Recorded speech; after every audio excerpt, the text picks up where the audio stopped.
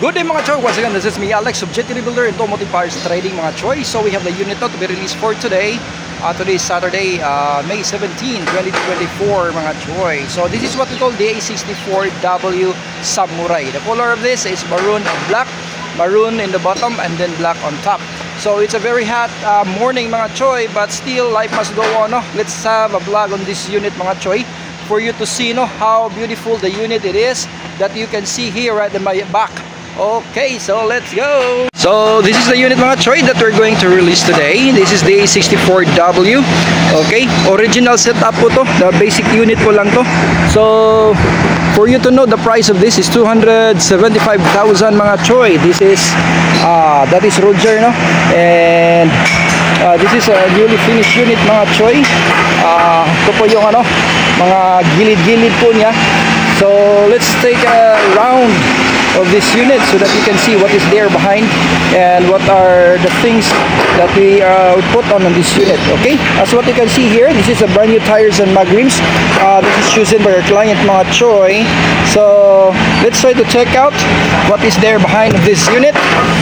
So ito po yung pinakalikuran niya sa ating unit po ng A64W po natin. Okay, dito sa likuran po, it has a spacious compartment, no? If ever you have lots of things to put on. So ito po yung pinakalalagayan po ng mga items po natin. Okay, it's up to you if we're going to put a box or a chair here so that other people can sit on here on this side sa likuran to. Alright, for this unit po mga choy, the owner doesn't have suggestion or suggested na paglagyan ng mga bagahe dyan, mga box dyan o kaya upuan. So space lang po ang para sa kanya. So yan po si sir, yung may-ari nito, yung unit na to. So shout out kay sir. So what can you say about your unit? Very nice sir Alex. Salamat din sa mo unit. Ano pa maganda. Yan po yung may-ari. Kulay maroon at saka tawag ito, black. Actually yung kulay na gusto ni sir is color white. Pero wala po tayo ready to drive na color white, kaya ito po ang ready to drive po natin. Okay, special edition po so kasi high rope po siya. Yung unit natin is high rope po at saka dual power sliding po yung unit na to. Okay, ito po yung interior ng unit na to. Ito po yung diya sir ang gastang ablihanan dire. Ari ka mo abler dire. Imo ni saka. Dire. Saka nimo. Open na siya sa diha. Manual dire. Manual dirha lang. Idot lang balik. Check this sir. So ito po yung dashboard natin. So left and right po yung power sliding ito.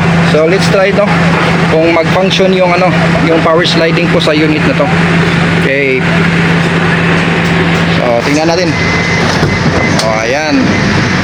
Na-open po siya. Ito. Nag-close. Alright, so functionable po yung natin, power sliding. Kita naman sa kabila.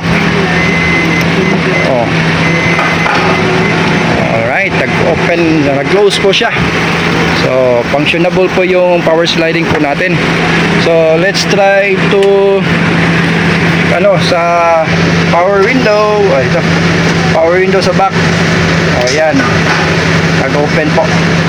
Doon sa kabila. Balik. Yun. So function po lahat ng natin dito.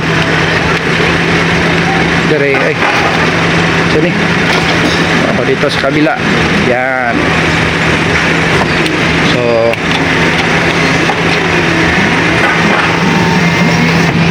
dito po yung switch po niya para sa ating power mirror, power sliding, power window. Okay, so yan po yung unit po natin ng A64W. Okay, so dito nakalimutan ko dito. So ito yung pinakalikuran po niya ng ating sasakyan po. So kapag muwigon po, may stepboard na plastic po dyan sa tapakanan po. So yun, napakaganda po. If you wish to order this kind of unit mga choy, just call me no 0942-361-6166 or else just chat or comment and then let's talk about this unit mga choy. So don't forget to like and subscribe our YouTube channel para always po tayo updated sa mga unit po natin na pinalabas po natin dito sa JT Rebuilder and Automotive Parts Trading. Magandang araw po sa ating lahat. Mabuhay!